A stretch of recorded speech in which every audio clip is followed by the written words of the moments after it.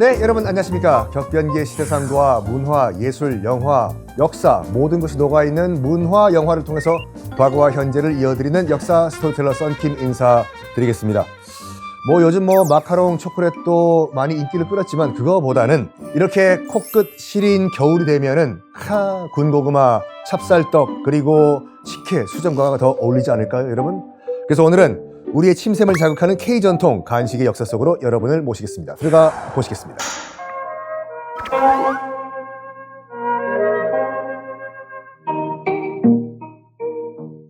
떡과 한과는 시식과 절식으로 사용됐으며 이웃과 나누어 먹는 정표로도 쓰였다. 떡과 함께 우리의 전통 음식 중에 하나인 한과, 그중 대표적인 강정을 만들어 본다. 5,000년 역사를 통해서 한민족과 희노애락을 같이 해온 떡을 만들어 전통 떡 전시회를 열었다.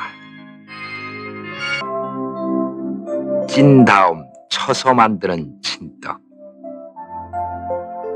기름에 지져가며 모양을 낸 지진떡, 찰가루 반죽을 삶은 떡 등이 있다.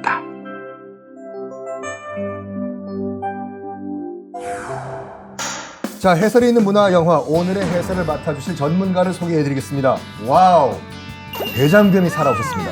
장소영 전통음식연구가님 어서 오십시오. 반갑습니다. 안녕하세요. 너무 고우십니다. 아유, 감사합니다. 네. 교수님도 간식 좋아하시나요? 간식 되게 좋아합니다. 근데 그래서 딱 이미지만 딱 저희가 봤을 때는 네. 간식 입에도 안 드실 것 같은데. 아니요, 요즘에 무슨 간식이 유행이다 그러면 열심히 가서 딸하고 줄 서서 꼭 맛을 봐야지만 직성이 풀리는. 네.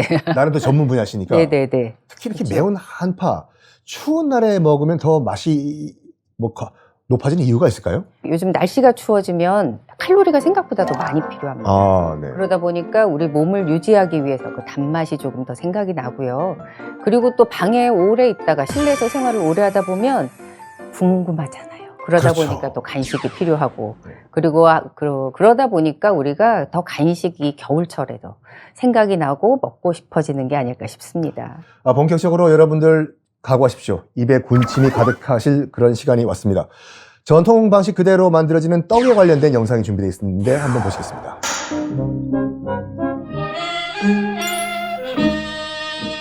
아이고, 궁중에서는 요리를 마도 했다고 한다. 저분은 누구신가요? 네, 선생님이세요. 궁중 음식 스승님이시네요. 네네네. 어떤 분이신가요? 지금 제2대 조선왕조 궁중음식 그 무형문화재 선생님이신데요. 네. 네. 정확히 어휴. 알고 지금 저희 선생님이 그 마지막 상국님 한희순 상국님한테 이렇게 그 전수를 받으시고 네. 한희순 상국님이 1대 우리가 무형문화재가 되셨고요. 돌아가신 다음에 2대 무형문화재로 지금 지정받으셔서 그리고 저렇게 궁중음식을 저도 선생님한테 배웠죠. 그럼 저희가 보는 저 영상은 그 전통 궁중 방식으로 떡을 만드는 과정. 네네. 지금은 저 떡은 아까 절편이었고 이렇게 떡을 찐 다음에 쳐서 그 다음에 그거를 떡살로 눌러서 예쁘게 모양을 내는 그런 방법입니다. 이번 전통 조리과는 우리의 전통 문화 중에서도 여긴 학생들이 무슨 조리 과정을 배우는 장면 같습니다. 네네. 저기는 윤숙자 선생님이시네요. 윤숙자 교수님이시고요. 네. 지금 학교에서 떡을 배우는 그런 과정이네요. 조리학과가. 네네네. 돌상에 올릴 떡을 지금 대화여대 지금 교수님이셨고 지금은 전통음식 연구소장님이시죠. 지금 저게 시루예요. 저 지금 보이는 게 저 시루에다가 네. 그렇죠. 밑에 저렇게 해야 되죠. 네, 물이 새니까 냄비나 솥을 놓고 저 밀가루로 건을 쓴다고 그러죠. 김이 안 빠지게. 그래서 그렇죠, 김만 빠지게. 네. 저렇게 해서 찌는 게 떡을 만드는 그런 방법이죠. 집에서도 쉽게 만들 수가 있나요? 떡은 20분이면 익어요. 20분이요? 네. 너무너무 쉬워요. 알면. 과정은 좀 복잡한가요? 과정도 그다지 어렵지 않고요. 지금 보여주시는 것처럼 쌀을 먼저 씻어서 네. 일어서 옛날엔 돌이 많았잖아요. 그러니까 저렇게 한번 일어서 물기를 뺀 다음에 그 다음에 이제 쌀을 가루내고 그걸 가지고 찌는데 예전에 지금 저기서는 저렇게 이제 물기 빼고 그다음에 저렇게 가루내는 거죠. 아이고, 저 과정이 좀 힘들겠네요, 가정집에서는요. 그렇죠. 근데 요즘엔 기계에 힘이 다 있답니다. 기계 가면 믹서기 같은 거. 아니요, 그냥 다 빠줘요. 빠는 기계도 있다고요? 네네, 방앗간 가면 다 빠주고 빻은 가루도 팔아요. 아. 네. 예전에야 지금 다 저랬지. 요즘에는 다 가루가 기계가 좋으니까. 맵쌀가루를 네. 그럼 이론상으로는 집에서도 쉽게 떡을 만들어 먹을 수가 있는 거네요? 그렇죠. 요즘에는 자격증도 있어요. 떡제조 기능사라고. 떡 제조 기능사. 네, 따기 쉽나요? 어렵지 않습니다. 솥 적당히 넣고 지금 저렇게 시루에다가 쌀가루 만든 거를 부어서 하는데 떡이 제일 어려운 거는 지금 저 쌀가루를 넣으시는데 저 쌀가루의 수분 함량이 한 40% 정도 수분만 맞으면 떡이 잘 익어요. 근데 옛날에 제사 같은 거 지내실 때 그런 얘기 하시잖아요. 저기 떡이 안 익으면 부정 탄다고. 그렇죠, 그렇죠. 근데 부정 타는 게 아니고요. 쌀에 수분이 부족했던 거예요. 저거 수분 맞추는 것이 정말 전문 기술이겠네요. 그렇죠. 수분 맞추는 40% 정도의 수분 맞추는 게 가장 어려운 거죠. 저건 팥가루인가요? 팥 고물인데 팥고물. 지금 시루가 깊다 보니까 쌀만 넣으면 잘 안 익는 거예요. 그러니까 사이사이에 저렇게 고물을 넣어서 떡을 찌면은 훨씬 더 떡의 영양 성분도 좋고 잘 익고 색감도 예쁘고 그런 거죠. 그런 목적으로 팥고물을 뿌리는 네네. 거군요. 우선 팥고물도 뿌려도 되고 콩고물, 뭐 녹두고물 여러 가지가 있는데 저거는 보통 시루떡해서 제사할 때 저희가 고사할 때 많이 쓰잖아요. 네. 그래서 지금 고사할 때 빨간색을 쓰면 빨간색이 나쁜 기운을 막아준다고 그렇죠. 해서 우리가 고사할 때 저 떡을 많이 쓰죠. 그래서 시루떡을 쓰는군요. 네네. 지금 저 떡은 아까 그 시루에다 익힌 다음에 찹쌀인데 저렇게 쿵쿵 쳐줘요. 똑같이. 그러면 훨씬 조직이 쫄깃쫄깃해지는 거죠. 저걸로 이제 찹쌀떡을 만드는 거요? 그렇죠. 저걸로 찹쌀떡을 만들게 되는 거죠. 대표적인 별식으로 많이 칠수록 쫄깃거려서 저거는 힘이 센 남자들이 그렇게 많이들 하게 되죠. 자, 지금 여러 가지 떡을 저희가 한번 봤는데 네. 구체적으로 떡 종류가 몇 종류 정도 되나요? 조선시대 기록으로만 떡이 한 200종류가 넘게 있고요. 200종류요? 예. 근데 쌀에는 어떤 재료를 섞어도 떡이 다 되기 때문에 지금 뭐 200종류라고 하지만 만들고자 하면은 훨씬 더 많은 양의 떡이 만들어지는 거죠. 상당히 종류가 많네요. 네네. 근데 아까 그 영상에서 잠깐 언급되기도 했지만 찐떡과 친떡, 이건 네. 뭔가요? 찐떡, 아까 시루에다가만 우선은 쌀가루를 얹어서 쪘어요. 그럼 네. 그건 찐떡이게 되는 거고요. 그래서 증병, 시루증을 써서 시루에다 찐떡이다 해서 증병이고요. 그것을 엎어서 안반에다 넣고 치면 그거는 친떡이 되는 거죠. 친떡. 네. 치게 되면 조직감이 좀 달라져서 가래떡 아니면 인절미 그런 것들은 친떡에 도병에 들어갑니다. 많이 치면 칠수록 더 쫀득쫀득해져요. 네네, 많이 칠수록 쫀득거려지죠. 네. 떡 중에서 굉장히 유명한 떡이 있는데요. 석탄병이라는 떡이 있어요. 석탄이요? 석탄으로 만든 건 아니고요. 네. 얼마나 맛있었는지 삼키기가 아쉽다는 떡이에요. 삼키는데 이렇게 석자가 무슨 석자냐면 애석할 석자예요. 삼키면서 탄성이 나온대요. 아쉬워서. 그런 떡이 석탄병이라는 떡이 얼마나 있는데 맛있길래 그렇게 떡이. 왜 그러냐면은요. 그 석탄병에는 예전에는 단맛이 굉장히 부족했잖아요. 네. 근데 거기에 감을 말려서 가루를 내서 들어가요. 그러니까 굉장히 달콤하고요. 거기에 또 그 떡은 보통 약간 쫄깃한 그런 맛이 있는데 얘는 포근포근한 거예요. 왜 그러냐면 거기에 잣가루가 들어가요. 맛있을 수밖에 없네요. 잣가루가 들어가서 굉장히 부드럽고 그리고 귤병이라고 해서 귤을 졸인 게 들어가고 생강 졸인 게 들어가는 거예요. 네. 그리고 계피가루가. 그래서 생각만 해도 정말 군침 넘어가네요. 네, 그런 떡들도 규합종서에 있어서 어떻게 보면 우리나라 떡이 지금은 많이 그러니까 많이 잊혀졌지만 굉장히 지금 보았고 먹어봐도 손색이 없는 그런 떡들이 굉장히 많죠. 아니 이렇게 좋은 이름을 약간 스토리텔링으로 해가지고 네네. 다시 뭐 부활시켜도 데이트를 치겠는데요? 그러니까요. 지금 그러니까 어떻게 보면은 예전에 몰라서 모르는 거죠. 그런 우리가 떡을 삼국시대 이전부터 먹었기 때문에 우리 역사에 굉장히 오랫동안 먹고 녹아냈기 때문에 그런 이야깃거리들이 굉장히 많은 거죠. 그러면 이제 떡도 음식의 한 종류인데 떡의 그 영양학적 의미는 뭐가 있을까요?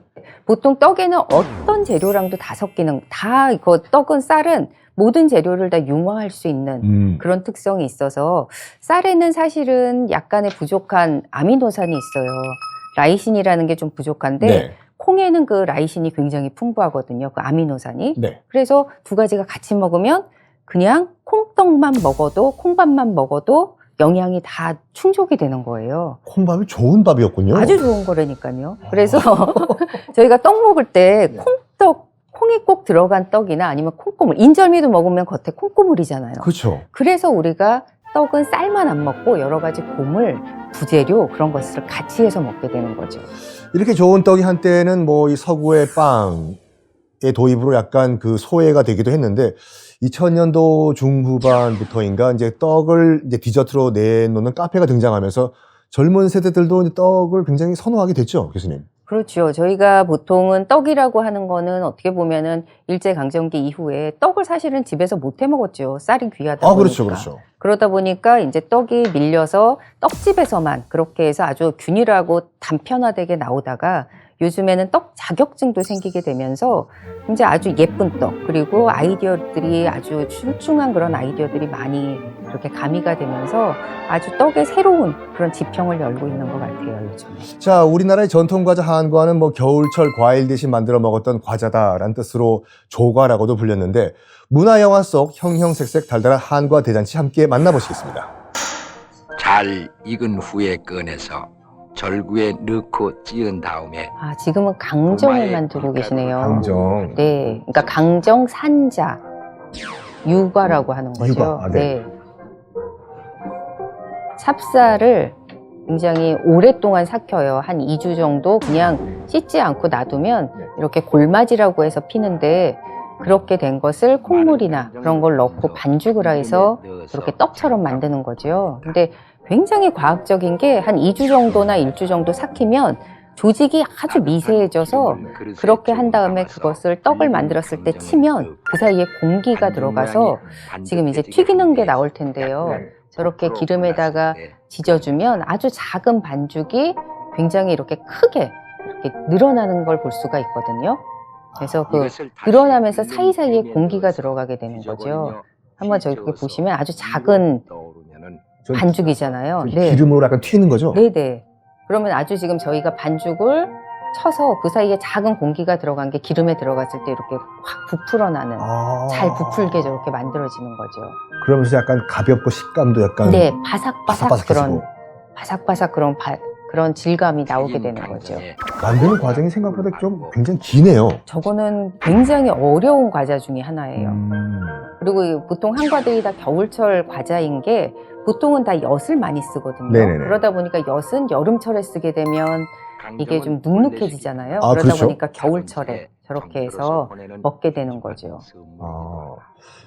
저 한과도 요즘 그 젊은이들이 많이 좋아하더라고요. 그렇죠. 한과도 어떻게 보면 쌀하고 쌀에서만 나오는 재료인 거예요. 쌀을 당화시켜서 나오는 조청에 쌀을 발효시킨 육아 바탕에 쌀고물. 그러니까 아이, 다 저건 쌀고물. 일일이 다 디자인을 하고 계시네요. 그렇네요. 고명을 또 예쁘게 붙여서 그렇게 또 만들어 주시는 거네요. 저희 선생님이세요. 한복녀 선생님이신데요. 아까 또 스승님이시군요. 네네. 아까 그 따님이요. 아, 예. 저희 큰 따님이시고 저희 지금 3대 지금 무형문화재신데요. 네. 지금 이건 엿강정이죠. 엿강정. 네, 엿강정이고 지금 저게 약과 같은. 저건 약.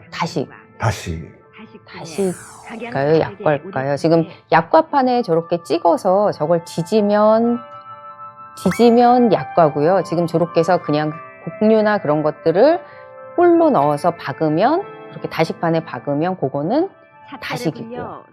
저거는 엿강정이네요. 엿강정. 지금 저거는 매작과. 솔직히 그냥 일반 빵 만드는 과정보다 굉장히 복잡하네요. 빵 만드는 과정보다 복잡하죠. 저런 것들은 조금 더 손이 많이 가는 과정이고 지금 저게 약과예요. 약과 반에 찍어서 만든 약과가 되는 거죠.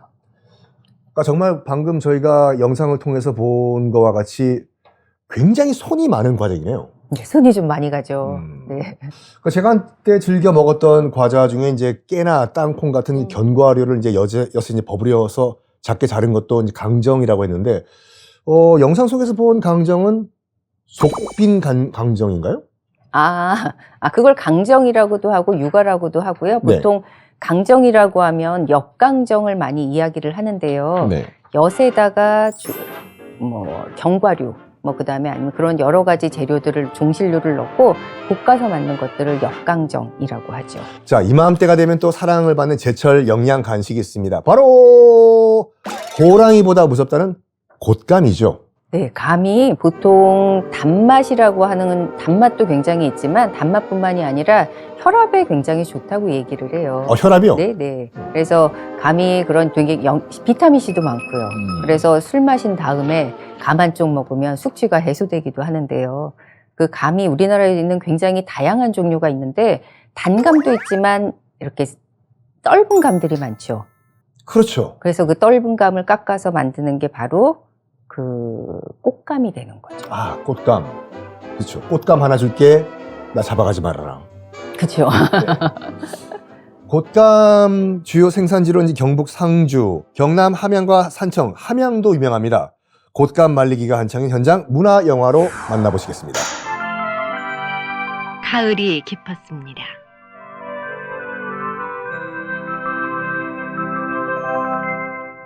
결실과 수확의 이 계절은 또한 겨울을 준비하는 시기입니다.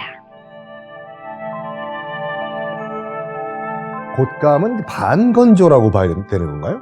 그렇죠. 반건조라고 봐야 되고요. 지금 저 감들은 떫은 맛이 많은 감이거든요. 근데 떫은 맛이 많은데 지금 저렇게 말리는 과정 안에서 그 떫은 맛인 탄닌이 없어지는 불용성이 되는 거죠. 그래서 지금 저렇게 말리면서 저장성도 높아지고 어떻게 보면은 우리가 과자 중에 대표적인 과자를 하나를 들어봐라 그러면 과자를 한과라고 하는데 한과의 원료가 바로 감에서부터 왔다는 얘기가 있어요. 왜냐면은 천연의 과일이 되는 거죠. 그냥 말림으로써 단맛이 증폭돼서 만들어지는 게 바로 꽃감이 되는 거죠.